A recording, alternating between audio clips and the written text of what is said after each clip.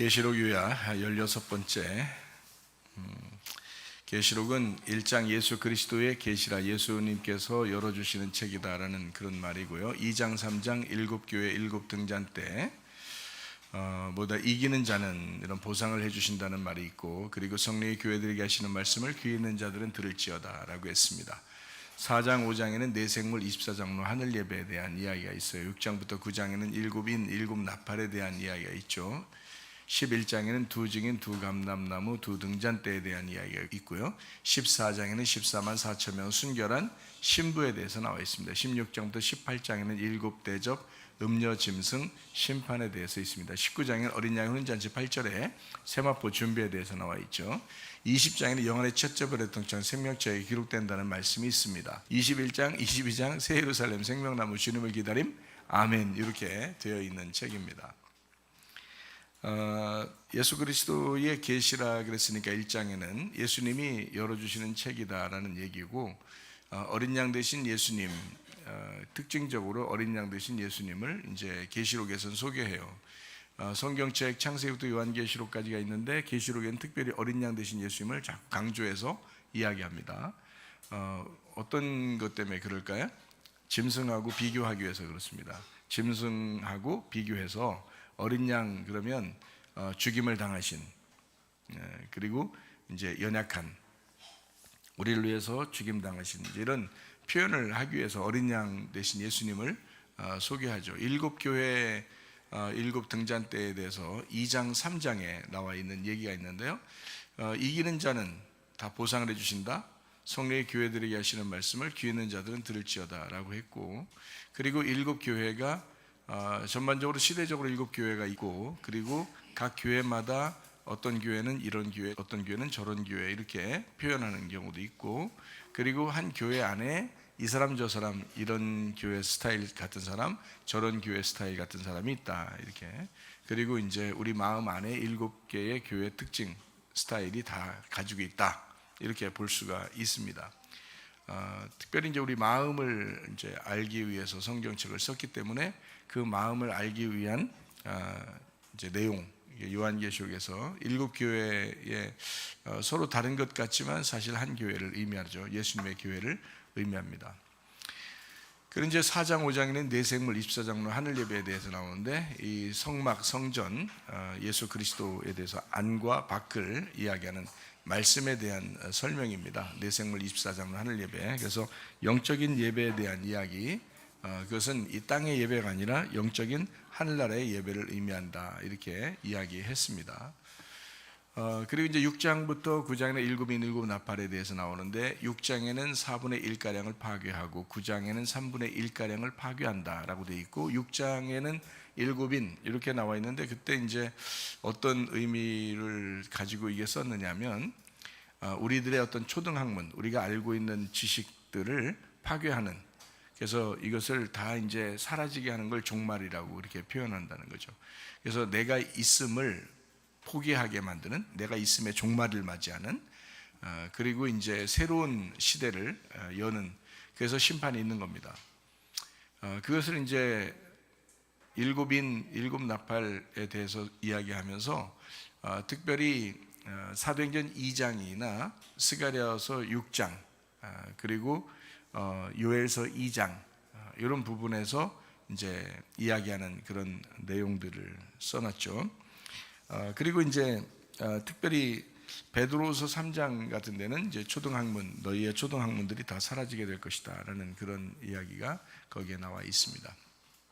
이것을 종말이라 그렇게 말합니다. 그러니까 성령 충만 받는 것도 우리의 종말이에요. 그러니까 오순절 성령 충만 받는 것은 이제까지의 나의 삶이 다 이제 사라지는 거예요. 성령 충만을 받으면. 그래서 내 모든 삶이 다 사라지는 것을, 그거를 종말이라 그렇게 말하죠. 나의 종말이다, 이렇게 말하잖아요. 그러니까 결국에는 그 내용이 같은 내용을 쓰는데, 그 같은 내용을 요한계시록 6장에, 그리고 스가랴 6장에, 그리고 요엘서 2장에, 사도행전 2장에, 베드로후서 3장에 같은 내용을 쓰고 있다는 거예요. 그러면 이것은 바로 나를 파괴시키고 나를 진멸하고자 하는 하나님의 역사였구나라는 것을 깨닫죠. 그러면 이제 나의 뭐를 갖다가 진멸하려고 하느냐? 내가 알고 있었던 얄팍한 지식, 뭐 이 세상적 지식도 있겠지만 성경적 알고 있었던 그 얄팍한 지식들 있잖아요. 그런 교리적인 것이나 율법적인 것이나 그런 이런 알고 있었던 신학적인 것이나 이런 지식들 있잖아요. 이것을 파괴할 때, 이게 파괴가 돼서 사라질 때 진짜 하나님의 그 영적인 지식이, 하늘의 지식이 들어오게 된다. 그래서 내가 사라진 만큼 하나님이 채워지신다는 게 이제 심판의 목적입니다. 그러니까 일곱인 일곱 나팔을 통해서 바로 그것을 우리에게 설명해 주고 있는 내용들입니다. 그리고 이제 10장에는 입에 달고 배에 쓰고 다시 예언하게 되리라 라고 하는 것은 하나님 말씀을 들을 땐 좋고, 그 다음에 우리가 경험할 때는 훈련을 통해서 쓴 인생을 우리가 경험하게 되죠. 그리고서 이제 다시 주의 말씀을 예언하게 된다라는 그런 말씀을 하고 있습니다. 11장에는 두 증인, 두 감람나무, 두 등잔대에 대해서 나와 있는 건데요. 두 증인이라고 하니까 둘인 줄 아는데 아니고 하나를 의미합니다. 두 증인은 하나를 의미하는데, 두 증인이 두 감람나무, 두 등잔대예요. 두 감람나무도 둘이 아니라 하나고, 그리고 두 등잔대도 둘이 아니라 하나입니다. 그러니까 결국 이 둘이 또 하나예요. 그래서 두 감람나무, 두 등잔대가 하나인 성령 충만한 교회를 의미한다, 이렇게 보면 되겠습니다. 왜냐하면 감람나무라는 건 성령 충만이라고 하는 것을 상징하는 것이고요. 그리고 등잔대는 교회를 의미하는 거거든요. 그러니까 둘이라고 하는 건 증인을 의미하는 것이고, 그래서 증인된 성령 충만한 교회다, 이것을 두 감람나무, 두 등잔대, 이것으로 성경은 표현하고 있습니다. 그래서 마지막 시대에는 이렇게 이제 두 증인, 다시 말하면 성령 충만한 교회가 이 시대의 마지막 증인의 역할을 감당하게 된다라는 그런 말씀입니다. 자, 12장에는 이제 광야에서 1260일 동안 여자가 양육받는다, 이 하늘에 전쟁이 있고 한때 두때 반때를 양육받는다 했고요.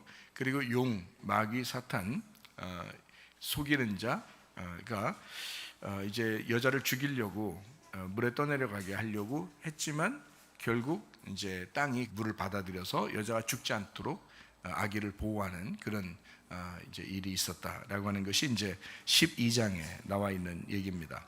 그래서 우리가 사실 여기에서 보면 용이 물을 토해낸 것은 나쁜 의미고요. 그리고 땅이 그것을 받아서 완전히 사라지게 하는 것은 좋은 의미란 말이에요. 그래서 땅이 그것을 삼켰다, 이렇게 볼 수 있어요. 그러면 이제 성경에서 무엇을 삼켰느냐, 이렇게 볼 때는 만약에 거짓 말씀이 나를 삼키면은 우리는 거짓 말씀에 사로잡혀 사는 사람이 될 것이고, 진리의 말씀이 나를 삼키면 내가 진리의 말씀에 사로잡혀서 살게 될 것이다, 이제 이런 의미가 되겠죠. 그래서 우리는 누구에게 삼킴을 받을 것이냐, 누가 나를 삼키도록 할 것이냐. 마귀는 우는 사자와 같이 삼킬 자를 찾아 돌아다니는데, 우리가 마귀에게 삼켜버리면 그러면 우리는 마귀의 일을 하며 살게 될 것이다. 그러나 예수 그리스도가 우리를 삼켜버리면 우리는 그리스도의 일을 하게 될 것이다 라는 그런 말이죠. 반대로 우리가 거짓 말씀을 삼키면 우리는 거짓 말씀으로 살게 될 것이고, 진리의 말씀을 삼키게 되면 진리의 말씀으로 우리가 살게 될 것이다 라는 그런 말씀이 되겠습니다. 자, 이제 13장입니다. 오늘 13장 이야기하고 마치도록 그렇게 하려고 합니다. 13장 1절 말씀입니다. 내가 보니 바다에서 한 짐승이 나오는데 뿔이 열이요 머리가 일곱이라. 그 뿔에는 10 왕관이 있고 그 머리들에는 신성 모독하는 이름들이 있더라 라고 했습니다. 바다에서 올라오는 짐승, 이렇게 되어 있어요. 계시록 13장에는 두 마리의 짐승이 있습니다. 하나는 바다에서 올라오는 짐승, 그리고 또 하나는 땅에서 올라오는 짐승입니다. 그래서 바다에서 올라오는 짐승, 땅에서 올라오는 짐승, 이게 같은 건데 달라요. 그래서 다르게 이제 표현을 하고 있습니다. 왜냐하면 지금 시대를 여러분이 이제 계시록 13장의 시대라고 보기도 하고요. 또 계시록 13장을 알아야 또 우리가 이제 이 시대를 어떻게 믿음으로 승리할 수 있겠느냐라는 그것을 우리가 생각할 수 있기 때문에 13장에 있는 내용을 좀 알아야 이제 마귀에게 속임당하지 아니하고 짐승에게 우리가 짐승을 숭배하지 아니하고 이제 그리스도를 따라 살 수가 있어요. 그래서 13장을 좀 알면 좋겠다, 이런 생각이 듭니다. 13장 4절입니다. 용이 짐승에게 권세를 주므로 용에게 경배하며 짐승에게 경배하여 이르되 누가 이 짐승과 같으냐 누가 능히 이와 더불어 싸우리요 하더라. 원래 용은 마귀고 사탄이고 옛 뱀이잖아요. 그죠? 그러니까 용은 옛 뱀, 마귀, 사탄이에요. 자, 여러분 생각할 때 용이 옛 뱀, 마귀, 사탄이니까 뭐예요? 용. 그러면 용 죽겠지? 용 하면 뭐를 얘기하는 거야? 마귀, 사탄, 옛 뱀, 속이는 자, 용 이러는데요. 자, 이게 이제 뭐를 의미하는 걸까요? 용하면 그럼 반대로 한번 생각해 볼까요? 반대로 용하면 반대가 뭘까요? 어린 양 대신 예수님이 되겠죠? 예수님이 되겠습니다. 그러면 옛 뱀의 반대가 되려면 노뱀이 되시는 예수님이 되겠죠? 이것도. 그럼 마귀 사탄 그럼 반대가 누구예요? 하나님이죠? 마귀 사탄 그럼 하나님이에요. 자, 그러면 반대로 생각해 보죠. 어린 양 그리고 노뱀 그리고 하나님 그리스도. 자, 다 이게 지금 보여요, 안 보여요? 안 보이죠? 그럼 반대로 용, 옛 뱀, 마귀, 사탄 보여요, 안 보여요? 안 보이죠? 둘 다 안 보이는 거예요.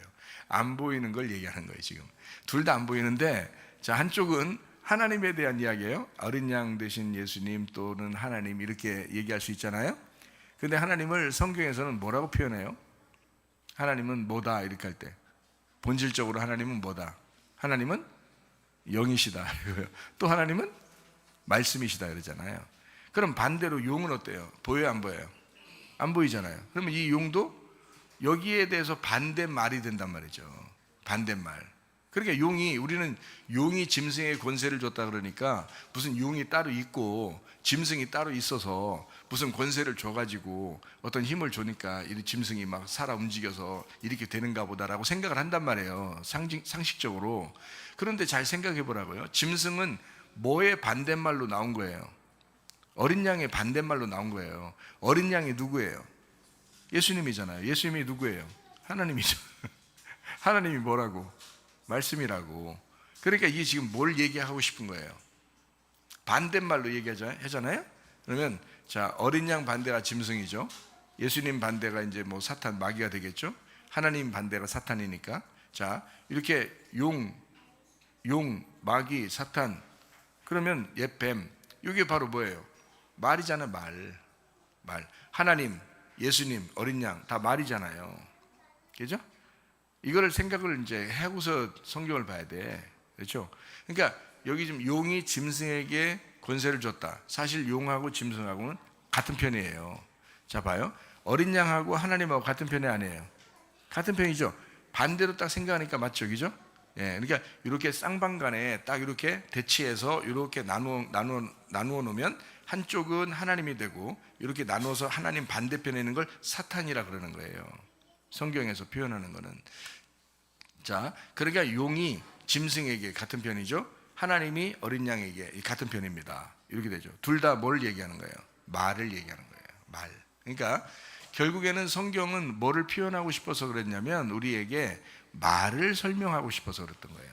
말을. 그럼 어떤 말이겠어요? 어린 양 하나님. 이건 어떤 말을 얘기하는 거예요? 선한 말을 얘기하는 거예요. 그럼 반대말은 뭐야? 틀림없이 뭐예요? 악한 말이죠. 그러니까 용이 짐승에게 권세를 주었어. 이게 악한 말들이에요. 악한 말들. 이 세상이 뭘로 지배를 받는 것 같아요? 말로 지배를 받습니다. 이 세상에는 말로 지배를 받는데 딱 두 가지의 말이 있어요. 하나님으로부터 온 말이 있고 용에게서 온 말이 있어요. 이거를 설명해 주는 게 계시록 13장이에요. 근본적으로. 그러니까 아주 어떻게 보면 간단한 얘기인데 전체적으로 딱 이게 봐서 이게 어린 양과 짐승 그리고 하나님과 용 이렇게 해서 이렇게 나누어서 비교해 보면은 아주 쉬운 얘기인데 그런데 이거를 말이라는 생각을 잘 못해요. 말. 왜냐하면 하나님이 말씀인데 말인데 반대로 되는 것도 말일 거란 말이에요. 그죠? 그러니까 요것도 말인데 악한 말이다. 반대말이다. 이런 말이에요. 그래서 용이 짐승에게 권세를 줬어요. 그리고 용에게 경배하며 짐승에게 경배하여 이르되 누가 이 짐승과 같으냐, 누가 능히 이와 더불어 싸우리요 하더라. 자, 용, 짐승 이렇게 나와 있습니다. 13장 5절 말씀입니다. 또 짐승이 과장되고 신성 모독을 말하는 입을 받고 또 42달 동안 일할 권세를 받으니라. 자, 아무리 일을 짐승이 많이 해도요 42달 일할 수밖에 없어요. 42달. 제가 지난번에 한번 얘기했죠. 42달을 일수로 따지면 며칠이라고요? 1260일이라고요. 횟수로 따지면 3년 반이라고요. 그죠? 3년 반. 일수로 따지면 3일 반 이렇게 되고요. 그래서 3일 반 만에 일어난다. 뭐 이런 얘기가 있죠. 3일 반 만에 살아나고 뭐 이런 얘기 있어요. 그게 무슨 말이냐면 예수님 3일 만에 예수님 부활하신다 이런 의미가 아니에요. 교회의 환난에서 살아난다는 의미예요. 교회의 환난에서 교회가 살아났다 이런 의미거든요. 3년 반이란 3년 반, 3일 반이라는 표현은 교회에 대한 표현이에요. 예수님에 대한 표현은 3일이죠. 3일. 그죠? 예수님에 대한 표현은 3일로 표현합니다. 그래서 3일 만에 부활하신다 이렇게 표현하죠. 그런데 교회에 대한 그 소생 이것은 3년 반, 3일 반으로 표현합니다. 이게요. 자, 마귀가 아무리 힘이 있어도 마귀가 힘을 쓸 수 있는 기간은 42달이야. 그러니까 42달이라고 하는 것은 숫자적으로 42이라고 하는 것을 이야기했다겠죠. 그죠? 그런데 여인이 아이를 임신하고 이제 말씀을 임신한 겁니다. 아이를 임신하고 그 아이를 위하여 양육을 받는데 광야로 가서 양육을 받아요. 12장에. 그러면 거기서 양육받을 때는 며칠을 양육받는다 그랬어요. 훈련받는 건 1260일을 훈련받는다 그랬어요. 이게 3년 반이다 이렇게 표현한 겁니다. 그러니까 하나님의 말씀을 잉태한 교회가 소생하는 그리고 살아나는 하나님께서 보호하는 그리고 하나님이 양육하는 기간 이거를 1260일 그리고 3년 반 이런 식으로 표현합니다. 그러니까 42이 길겠어요? 1260이 길겠어요? 1260이 훨씬 길죠. 하나님이 우리를 보호하고 양육하는 기간이 길고 마귀가 우리를 유혹해서 넘어뜨리려고 하는 게 짧단 말이에요. 같은 건데 표현을 이렇게 한 거예요. 숫자로 표현을. 자, 이러니까 이제 좀 더 이해가 될 수가 있겠죠. 그래서 42달 동안 마귀가 42달 짐승이 일할 권세를 받았다. 아무리 너 아무리 해봐. 너 42달 정도 나에게 환난을 줄 거야. 이렇게 되는 거죠. 그러니까 우리 성도들을 하나님이 보호하고 양육하기 위해서 우리 보고 이겨내라고 하는 거죠. 그죠? 42달 동안 짐승이 우리를 괴롭힐 거야 라는 그런 권세를 받았다라는 얘기죠. 자, 13장 11절 말씀입니다. 내가 보면 또 다른 짐승이 땅에서 올라와요. 이건 바다가 아니라 땅에서 올라왔다 그랬어요. 땅에서 올라오니 어린 양같이 두 뿔이 있고 용처럼 말을 하더라 이랬습니다. 그러니까 이 짐승도 말을 하는데 어린 양같이 두 뿔이 있어요. 그럼 왜 어린 양같이 두 뿔이 있다 그랬어요? 어린 양같이 두 뿔이 있다. 어린 양이면 어린 양이지 왜 어린 양같이 두 뿔이 있다 그래요? 이상하죠, 그죠? 아니, 하나도 이상할 거 없어요. 어린 양 같이 두 뿔 있다 이 말은 어린 양이 아니다는 얘기예요. 그죠? 어린 양이 아니고 어린 양 같이. 그러니까 한마디로 말하면 어린 양을 흉내내는 자이다 이런 얘기죠. 어린 양을 흉내내는 자. 이거를 땅에서 올라온 짐승이라 그렇게 말하는 거예요. 그가 말을 한다 이거예요. 말을 한다. 그러니까 결국에는 지금 아까 짐승에 대한 이야기, 용에 대한 이야기도 결국 하나님도 말씀, 용도 말이라고 그랬죠. 그러니까 말이 내려오는 거예요. 말이 내려오는데 하나는 바다에서 올라오고 하나는 땅에서 올라왔다 이렇게 표현한 겁니다. 짐승이 두 가지로 표현을 이렇게 한 거예요. 그러니까 하나는 바다, 하나는 땅에서 올라왔다라고 이렇게 표현하는데요. 이 땅에서 올라온 거는 직접적인 영향을 미칩니다. 그러니까 바다에서 올라온 거는 우상으로 이렇게 딱 세워져요. 그런데 땅에서 올라온 거는 직접적으로 사람들에게 영향을 미쳐요. 그래서 말을 한단 말이에요. 근데 바다에서 올라온 거는 우상으로 놔요. 그래서 땅에서 올라온 것이 이 바다에서 올라온 것을 섬기도록 사람들을 유혹하는 거예요. 그러니까 바다에서 올라온 게 있고 그리고 땅에서 올라온 게 있는데 땅에서 올라온 것이 바다에서 올라온 짐승을 섬기라고 하는 거예요. 얘기예요. 그러니까 같은 놈인데, 같은 건데 먼저 온 것과 나중에 온 거예요. 나중에 온 것이 먼저 온 거를 섬기라고 이렇게 표현한단 말이에요. 자, 이런 것을 이제 우리가 전체적으로 이해할 수 있는 것이 있어야 된다. 쉽습니다. 어렵지 않아요. 자, 어린 양같이 두 뿔이 있다. 이게 다른 짐승이라는 얘기입니다. 그리고 용처럼 말을 하더라. 여기 돼 있어요. 흉내내는 자입니다. 흉내내는 자. 육신적인 육을 의미한다. 이렇게 표현할 수 있죠.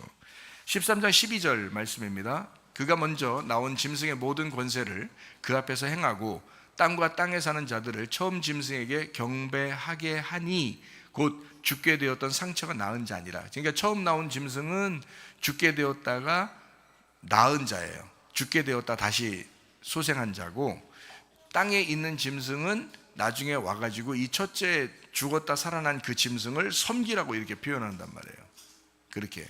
그러니까 우리가 잘 한번 생각해 보면 이해할 수 있을 거예요. 자, 13장 14절 말씀입니다.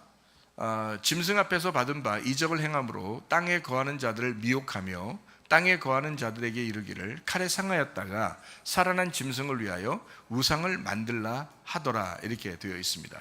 그러니까 여러분이 이제 보면 알겠죠. 이 시대에 딱 돌아가면서 어떤 종교가 우상을 섬기도록 하는지를 잘 보면 알아요.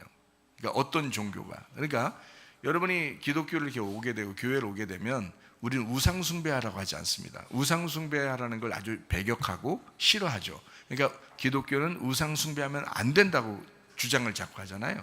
그러니까 우상은 뭐를 표현하는 거냐면, 우상은 보이는 걸 얘기하는 거거든요. 그래서 보이는 거를 숭배하라, 보이는 거를 믿어라, 보이는 거를 따르라. 이게 이제 우상이에요. 근데 기독교는 안 그렇습니다. 기독교는 보이지 않는 믿음을 가져라고요. 천국에 가는 것도 보이지 않는 믿음으로 간다 그렇게 하고, 형상으로 이렇게 나타나 있는 거를 좋아하지 않습니다. 형상으로 나타나거나 표적과 기적 이런 것들도 하나의 일시적인 거지 그거를 막 믿어라 이렇게 하지는 않습니다. 왜냐하면 기독교는 보이는 종교가 아니고 보이지 않는 믿음의 종교이기 때문에 그렇습니다. 그러니까 하나님 안에서 기독교는요, 특별히 믿음을 강조합니다. 그런데 이 세상의 다른 종교들 가만히 이렇게 보세요. 대부분 다 보이는 것을 따라서 삽니다. 보이는 거를. 자, 이방 종교들도 그렇잖아요. 이방 종교들도 막 이렇게 뭘 만들어 놓고 막 이렇게 숭배하고 그러잖아요. 보이는 걸 얘기하는, 그걸 보이는 걸 신으로 여기고 그렇게 하잖아요. 해, 달, 별 막 신 있죠. 돌도 막 해놓죠. 나무도 깎아놓죠. 막 이러면서 막 숭배하고 그러잖아요. 막 금을 입혀놓고 막 이렇게 하기도 하고.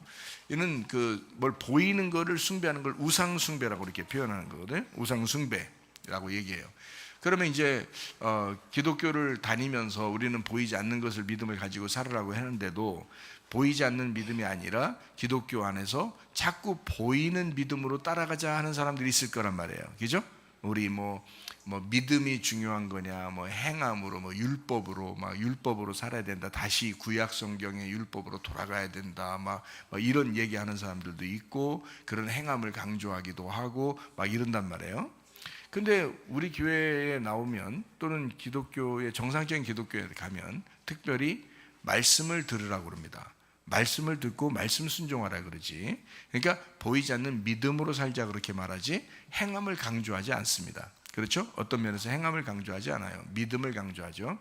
믿음에 대해서 행함이 나타나는 그 믿음이 있어요. 그러면 지난번에도 얘기했지만, 믿음을 가진, 다시 말하면 어린 양 예수님이 나를 위해 죽으신 그분의 믿음으로 내가 살아간다 하니까 내가 한 것이 없다는 거죠. 내가 한 것이 없고, 양은 내가 한 것을 기억하지 않는다.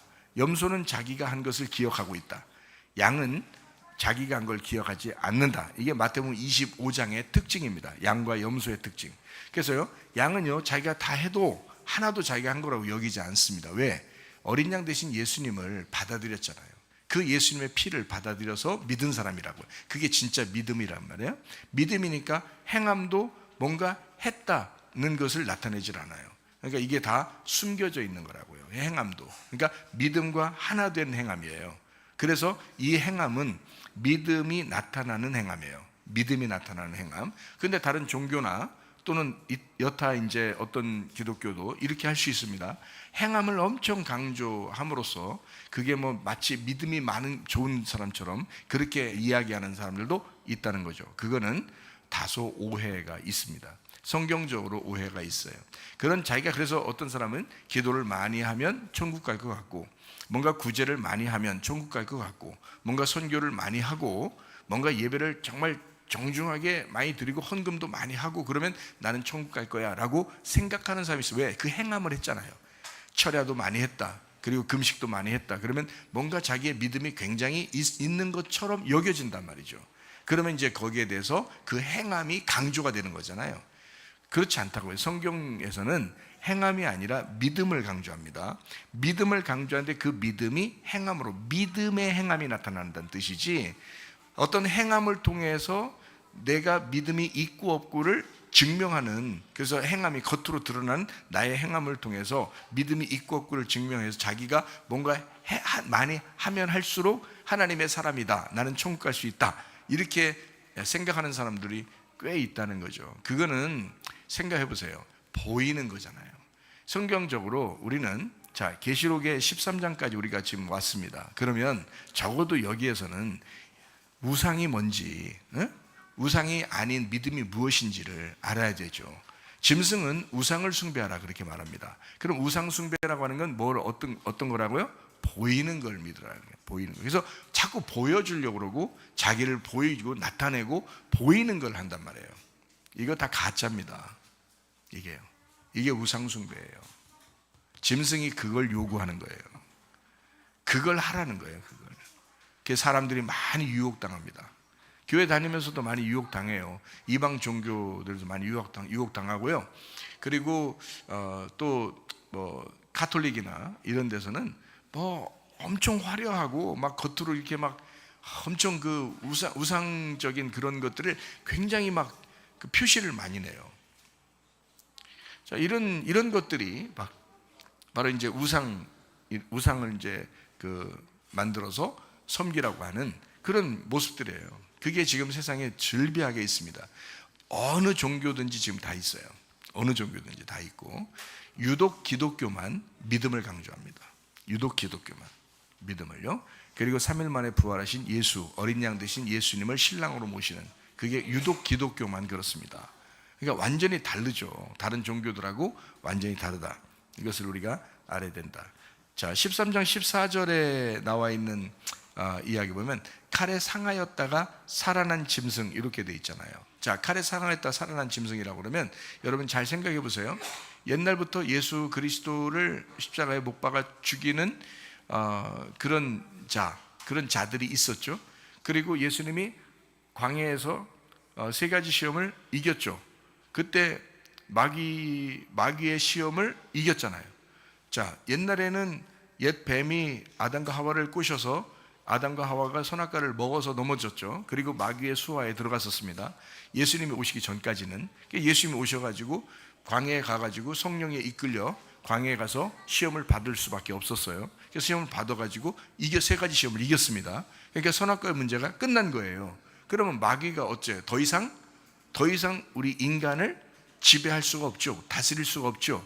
마귀의 통치에서 우리가 벗어난 겁니다. 그렇죠? 예수님이 광야에서 시험을 이김으로써 마귀의 권세에서 벗어난 겁니다. 우리가. 그럼 그 죽음은 왜, 십자가 못 박에 돌아가시는 죽음은 예수님이 왜 죽느냐? 선악과의 문제 때문에 사망이 온다고 했기 때문에 그 사망까지 끝내기 위해서 십자가 못 박에 돌아가신 거예요. 사실은 선악과의 문제는 광야에서 끝냈죠. 광야에서 끝내서 마귀로부터 예수님이 이제 찾아왔습니다. 자기의 인간들을 자기가 찾아온 거예요. 주인이 이제 바뀐 겁니다.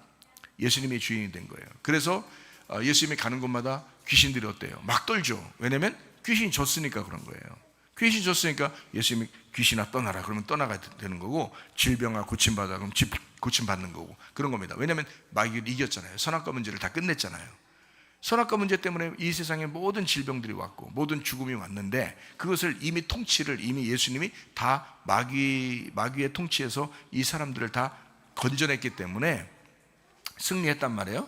그러니까 이제 마귀를 쫓아내고 하는 겁니다. 3년 반 동안 일하면서. 그리고 이제 십자가 못 박혀 돌아가시면서 죽음까지도 끝낸 거예요. 이제 더 이상 우리가 영원히 죽지 않는 거죠. 그래서 우리를 예수 믿으면 영생한다 그렇게 말한 거예요. 우리가 죽지 않는다는 의미죠. 한번 우리가 육체적으로 죽지 않는다는 의미가 아니에요. 영적으로 죽지 않는다는 얘기고 영원히 살아간다라는 의미예요. 죽어도 살겠고 살아서 믿는 자는 영원히 죽지 않는다 이런 의미거든요. 그러니까 영원히 죽지 않는다, 영생한다라는 개념을 우리에게 표현한 거죠. 그러니까 사망이라는 걸 예수님이 끝내고 우리는 더 이상 죽지 않는다 이렇게 바뀐 겁니다. 그죠? 자, 선악과의 시험은 어떻게 해요? 예수님이 광야에서 끝냈고 선악과 때문에 죽음이 오는 이것은 예수님이 십자가에서 끝냈다. 그래서 우리는 선악과 문제도 해결됐고 죽음의 문제도 해결됐다는 겁니다. 예수님 때문에. 그렇죠? 이 두 가지 사실을 예수님이 홀로 해결했어요. 그래서 우리는 그 어린 양 되신 예수님을 믿고 그 예수님만 받아들이면 천국 가는 거예요. 그래서 예수님을 믿고 천국 간다 이렇게 표현하는 거거든요. 다른 어떤 행함이 필요 없습니다. 사실 예수를 믿으면 천국 가는 게 맞아요. 그래서 믿음으로 천국 간다. 근데 믿는 사람이 가만히 있을 수 없죠. 그 어린 양 되신 예수님을 믿는 사람이. 그래서 자기가 나타내려고 행하는 게 아니라 예수 그리스도의 모습을, 자기가 예수 그리스도의 모습을 사는 겁니다. 살아가는 거죠. 그게 행함이라는 거예요. 믿음의 행함. 어린 양의 믿음의 행함이라는 거지.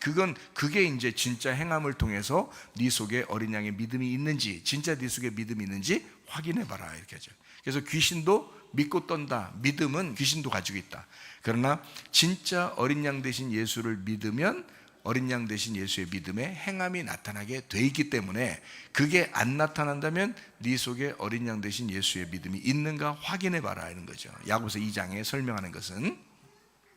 그래서 믿음이라는 그 자체가 히브리서 11장에 보면 믿음은 바라는 것들의 실상이요 보이지 않는 것들의 증거가 된다. 누구예요? 예수님이에요. 믿음은 예수님이다. 이렇게 히브리서 11장에 믿음으로 누구는 이거 다 예수님으로 누구는 예수님이라는 어린 양의 믿음으로 누구는 어떻게 했다라는 것을 나타내 주고 있는 그 행함이 바로 어린 양 되신 예수님의 믿음을 통해서 나온 것이다. 그 믿음으로 뭐는 이렇게 된 것입니다. 자, 어쨌든 우리가 이제 짐승은 보이는 거, 어린 양 예수님은 보이지 않는 거. 자, 짐승은 우상을 섬기라고 말하고 예수님은 믿음으로 오라고 말한다. 자, 이렇게 구분되는 것이다. 이게 계시록 13장에 구분해 놓고 있는 이야기들입니다. 자, 계시록 13장 18절 말씀입니다. 지혜가 여기 있으니 총명한 자는 그 짐승의 수를 세어봐라. 그것은 사람의 수니 그의 수는 666이니라 이렇게 되어 있습니다. 자, 육으로 태어나서 육으로 살다가 육으로 죽는다. 이게 666입니다. 제가 얘기했던 것은요, 여러분 777은 누구라고요? 7로서 오신 예수님, 그리고 7로서 사시다가 7로서 돌아가신 예수님을 777 예수님이라고 그렇게 말해요. 888은 뭐예요? 예수님, 부활하신 예수님 때문에 교회가 생겨났어요. 교회가 예수님 때문에, 예수님 때 생겨나는 그 교회는 8이고요 8째 날, 그러니까 노아 식구들이 8명이 구원받았고, 그리고 안식 후 첫날 예수님이 부활하셨죠. 그래서 부활하면서 가지고 있는 믿음을 소유한 사람들, 교회를 얘기합니다. 교회가 탄생됐어요. 그리고 교회가 교회다운 삶을 살다가 하늘나라 교회로 가는 것을 888이라고 얘기할 수 있어요. 그러니까 이렇게 표현하면 좋겠죠, 그죠?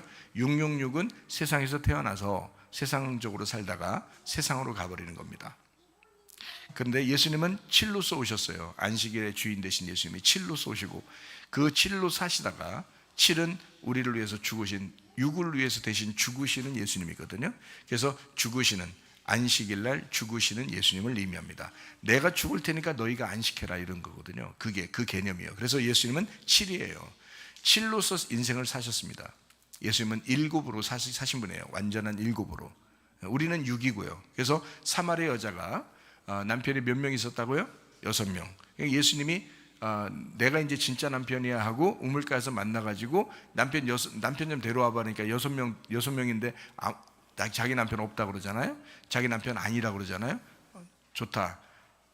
그러면 내가 네 남편이다. 내가 너에게 생수를 주겠다. 하늘의 생수를, 씨를 주겠다라는 말이거든요. 그래서 하늘의 씨를 주겠다. 이게 7번째란 말이죠. 7번째 남편입니다. 그러니까 예수님은 7번째 남편이 되는 거죠. 가나의 혼인잔치에 가나 혼자체 항아리가 몇 개라고요? 6개. 거기에다 예수님이 가가지고 6 항아리에 다 채워버리는, 7으로 채워버리는 역사. 이게 바로 예수님의 역사예요. 그러니까 예수님은 항상 7번째였습니다. 그리고 예수님은 안식일 날 죽으셨어요. 그러니까 다시 말하면 안식일, 큰 안식일, 그 6월절이죠, 안식일. 그리고 그 안식일 날 무덤에 계셨어요. 무덤에 안식일 날 계시고, 그리고 안식 후 다음 날 부활하셨습니다. 이해가 되시겠어요? 그러니까 무덤, 죽음이라고 하는 것은 7이에요. 6은 이 세상을 말하고, 7은 이 세상을 위해서 죽으시는 예수님을 말하고, 그리고 8은 죽으신 예수님 때문에 소생한, 부활한 교회를 의미하는 것입니다. 자, 무슨 말인지 알겠죠? 그래서 안식 후 첫날 부활하신 예수님, 그리고 우리 교회가 지금 8로 살고 있다. 지금은 그래서 8로 살고 있는 겁니다. 우리가요, 7로 사는 게 아니라 8로 사는데 7을 품고 사는 거예요. 7이라는 어린 양 예수님. 그래서 그 어린 양 대신 예수님, 나를 위해서 죽으신 예수님. 그래서 여러분, 믿음을 가지고 우리가 교회가 살아가는 것은 8로 살아가는데 7을 품고 있잖아요. 8이 7을 품고 있잖아요. 7이 죽으실 때는 6을 품고 죽었다고요. 이해가 돼요? 7이 6을 품고 죽으셨다고, 그 하나가. 근데 우리 8이라는 나는 7을 품고 있단 말이에요. 그렇게 사는 게 그게 교회예요. 그래서 교회가 진지한 겁니다. 교회가 막 까불고 돌아다니고 막 방종하고 막 방탕하고 이럴 수 없는 거예요. 왜? 7을 품었잖아. 우리 8이라는 교회가 7을 품고 살잖아. 이 7을 품고 산다는 것은 나를 위해서 죽으신 어린 양 되신 예수님, 그분이 나의 신랑이고 그분이 신부인 나에게 이렇게 포함돼서 살고 있잖아요. 그분이 주인이라고요. 그래서 신랑 되신 예수님 그 성전이 새 예루살렘 안에 들어와 있다. 그래서 새 예루살렘은 12로 이루어진 8입니다. 그러니까 12이 완성이잖아요, 그죠? 그래서 이 땅에서는 8로 이것을 이루는 새 예루살렘이에요. 그것이 하늘나라 올라가잖아요. 그게 12이에요. 그래서 지금 8이요. 지금 8인 교회가, 땅의 교회가 하늘나라에 올라가면 하늘의 교회 12이 되는 것입니다. 그래서 8과 12은 같은 거예요. 계시록의 12은. 자, 여러분은 뭐 숫자적인 것이 재미없을 수도 있겠지만 저는 수학을 좋아하진 않습니다만은, 그러나 하나님을 제대로 만나고 성경을 보면서 정말 너무너무 재밌구나라는 것을 깨닫게 되었어요. 자, 어쨌든 우리는 8로 살아갑니다. 이 땅의 교회가 8이에요. 그리고 하늘나라 교회는 12입니다. 8과 12는 같은 거예요. 자, 그래서 우리가 8, 그리고 예수님은 7, 그리고 이 세상은 사람 6이란 말이에요. 그래서 6째 날에 짐승과 사람이 같이 창조되죠. 6째 날 같이 창조됩니다. 그 창세기 1장에 보면 6째 날에 짐승도 창조되고 그리고 사람도 창조됩니다. 6째 날에요. 그렇게 만드셨어요. 그러니까 사람의 숫자죠. 사람의 숫자인데 그게 짐승의 숫자라는 거잖아요. 그러니까 계시록 13장 18절에 이건 사람의 숫자야. 근데 짐승의 숫자야. 왜?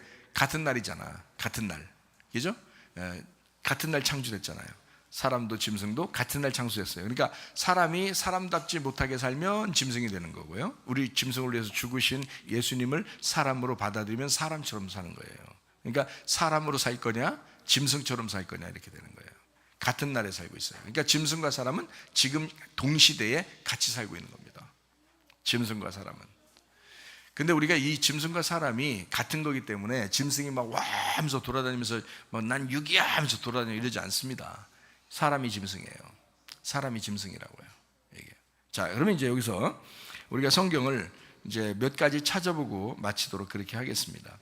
자, 다니엘서 7장을 한번 보겠어요. 다니엘서 7장은 짐승에 대한 이야기가 나오는데요. 자, 우리가 이걸 보기 전에 야고보서 2장 19절 말씀을 한번 보겠습니다. 네가 하나님은 한 분이신 줄을 믿느냐? 잘하는도다. 귀신들도 믿고 떠느니라. 이렇게 되어 있습니다. 믿음은 똑같지만 어린 양 예수의 믿음을 가지면 반드시 어린 양 예수의 행함이 나타나게 된다.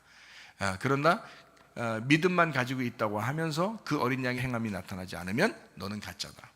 너는 어린 양의 믿음을 가진 것이 아니다. 너를 표현하기 위해서, 너를 나타내고자 가진 믿음, 우상의 믿음을 가진 것이다. 이렇게 된 거죠. 그러니까 진짜 믿음을 가지고 있어야 된다. 그리고 진짜 행함이 나타나야 된다. 그 진짜 행함은 예수님으로부터 나와야 된다. 이게 진짜 행함이다라는 것입니다. 자, 다니엘서 7장의 그 우상의 어떤 짐승들, 이런 것들을 우리가 한번 보도록 하겠습니다. 다니엘 7장 3절 말씀입니다. 큰 짐승 넷이 바다에서 나왔어요. 짐승이 바다에서 나왔다. 자, 계시록 13장과 똑같죠. 바다에서 나왔는데 그 모양이 각각 다르더라, 이렇게 되어 있습니다.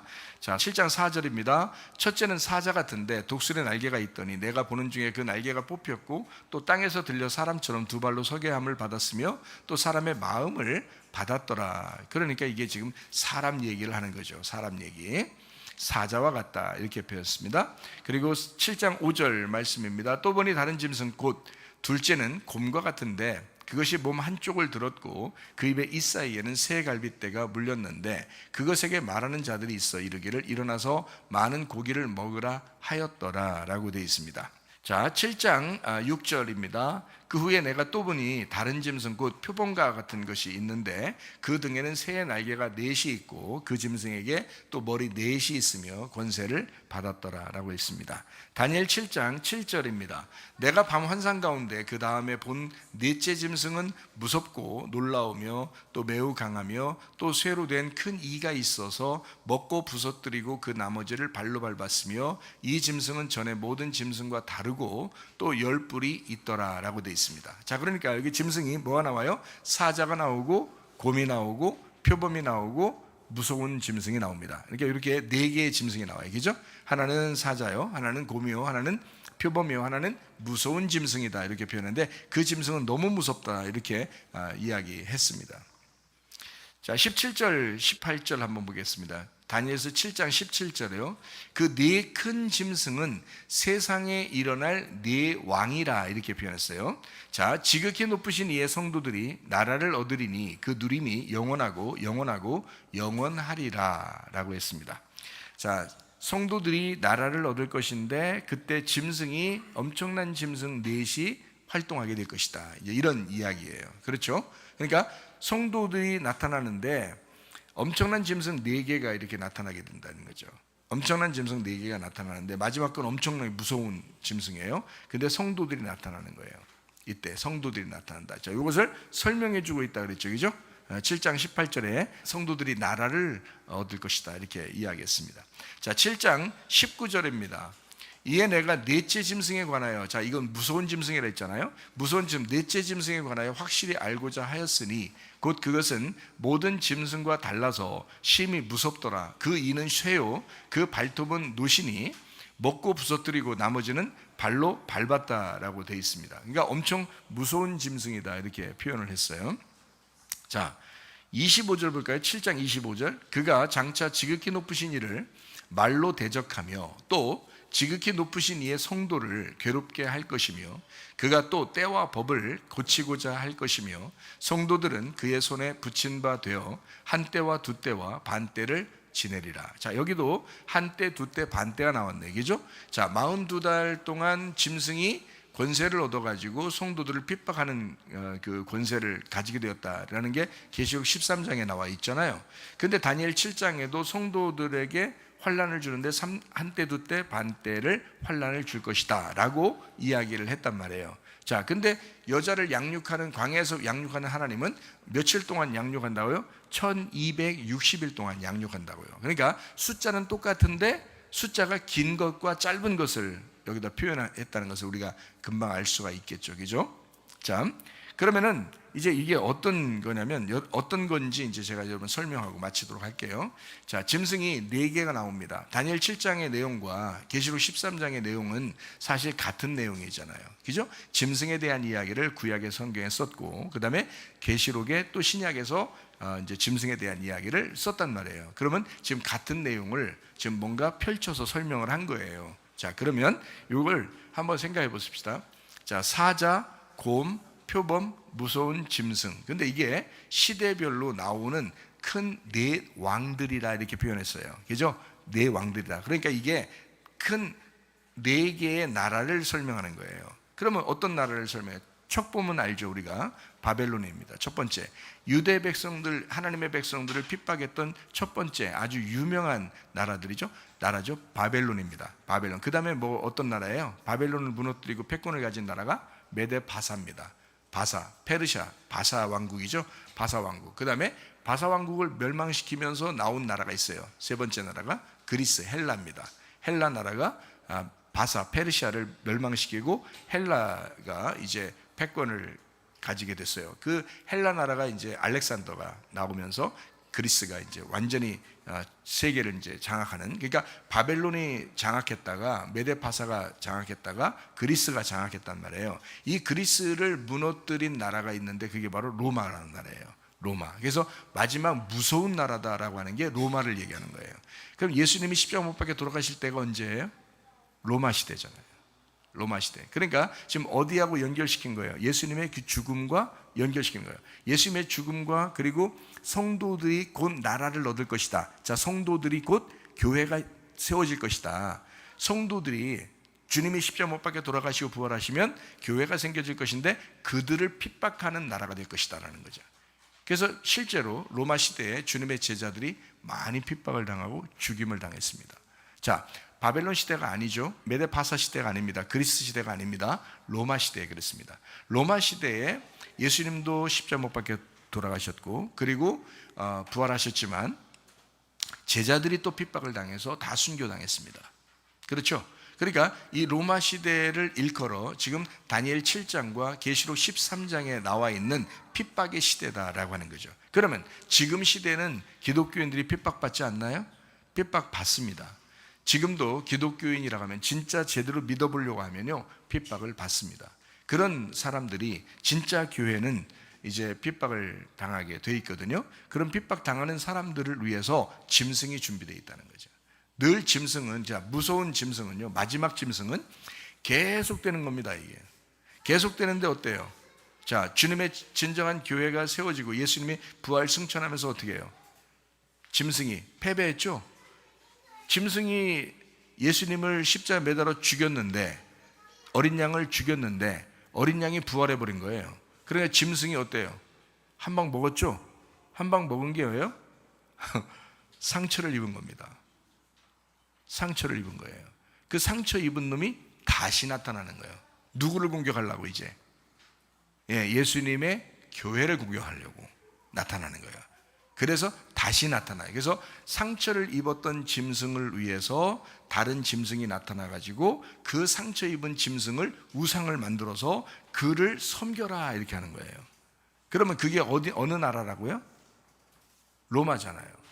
로마. 그러니까 로마 시대에 그런 전 세계적으로 해가 지지 않는 모든 길은 로마를 통해서, 이 로마가 전 세계를 지배하면서 예수님을 이제 죽이는 그런 나라였었는데, 그 나라가 사실 어떻게 보면 망했죠. 망했는데 다시 지금 세워지잖아요. 뭘 통해 세워졌어요? 뭘 통해서 로마가 다시 살아났죠? 카톨릭을 통해서 다시 살아났습니다. 카톨릭을 통해서. 그러니까 죽었던 짐승이 다시 나타난 거예요. 그러니까 로마라는 나라는 크게 없어요. 그런데 로마라는 그 이탈리아의 로마라는 그 로마를 상징으로 해서 거기 있는 그 카톨릭 그 신전이죠. 로마 카톨릭이 그게 나라예요. 근데 이게 어디에? 전 세계에 있습니다. 그죠? 이거는 이제는 한 나라가 있는 게 아니에요. 거기에만 숨어서 사는 게 아니에요. 이건 전 세계에 흩어져 살고 있습니다. 그죠? 자, 이 사람들이 이제 어떻게 되는 거냐면, 자, 로마 카톨릭이 처음에 이제 예수님 십자가 못 박혀 돌아가실 때는 바리새인들과 로마가 합세해서 죽였지만 그 종교적인 것을 받아들여서 로마가 그 종교를 받아들여 가지고 바리새인들의 종교를 받아들여서 이제 예수님을 죽였잖아요. 근데 이것이 이제 로마라는 나라가 또 주님의 제자들을 죽였잖아요. 근데 점점점 오다가 지금 교회를 핍박하는 건 전 세계적으로 가만히 보세요. 어디 이슬람 또는 공산권, 그죠? 그리고 이제 어느 미지의 나라 이런 데서도 이제 기독교인들을 이제 핍박하는 그런 데가 많이 있단 말이에요. 자, 이것이 이제 올라와요. 근데 그 카톨릭이 기독교를, 제대로 된 기독교를 좋아할까요? 안 좋아해요. 제대로 된 기독교를 좋아하지 않습니다. 자기들하고 비슷하게 합세하는 데를 좋아해요. 그래서 이제 카톨릭이 이방 종교들도 다 합하죠. 그래서 다원 종교를 만듭니다. 다원 종교, 그죠? 그래서 이거를 이제 그 종교 통합이라고 이렇게 말합니다. 그래서 종교를 지금 통합하고 있는 게 지금 누구 중심으로 하고 있어요? 카톨릭을 중심으로 하고 있습니다. 왜 그런 일을 자꾸 할까요? 계시록 13장에 나와 있는 이야기 때문에 그래요. 죽었던 짐승이 다시 살아난 겁니다. 그리고 제대로 믿는 기독교는 그걸 하지 않으려고 할 거란 말이죠. 거기에 대해서 반대가 된단 말이죠. 그러니까 제대로 예수를 믿는 사람들은 이슬람권에서도 핍박을 당하게 돼 있고, 공산권에서도 핍박을 당하게 돼 있고, 카톨릭에 의해서도, 종교 통합에 의해서도 핍박을 당하게 돼 있다. 이것이 다시 이제 이런 핍박들이 오는데, 그런데 그렇게 오래 가진 않을 것이다. 왜? 성도들이 나라를 얻기 위해서 하나님은 우리를 보호하시고 짧은 기간 동안 환난을 허락하시는 거예요. 짧은 기간 동안 환난을 허락하신다라고 성경에 기록되어 있기 때문에 그렇습니다. 오랜 기간 동안 우리가 참지 못할 정도로 그렇게 핍박을 하시고 그렇게 하도록 그렇게 허락하는 그런 분이 아니십니다. 하나님은요, 우리를 양육하시고 우리를 보호하신다. 무너진 로마가 상처를 입었죠. 그런데 다시 나왔습니다. 그렇죠? 그 나라가 이제 종교를 다 통합하면서 지금 세계적으로 하나의 그 종교를 만들려고 하고 있거든요. 자, 이런 시대에 우리가 지금 살아가고 있습니다. 성경대로 이루어지는 시대입니다. 자, 이럴 때 여러분과 저는 어떻게 하는가? 진짜 기독교인이라면 핍박 당할 수 있다라는 것을 우리가 전제해야 합니다. 다시 말하면 하나님 앞에서 우리가 진실하면 우리가 편안하게 살지 못할 수도 있다라는 것을 생각해야 된다. 앞으로 그런 시대다. 그러므로 여러분과 저는 어떤 게 필요하냐? 인내가 필요합니다.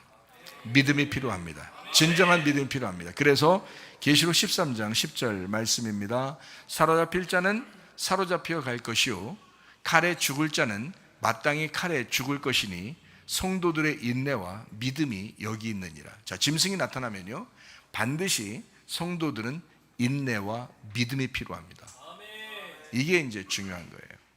그러니까 짐승이 나타날 수 있죠. 우리를 괴롭히려고 할 수 있죠. 마지막 환난 때가 올 수 있죠. 그러나 문제는 우리가 믿음이 있느냐 이거예요.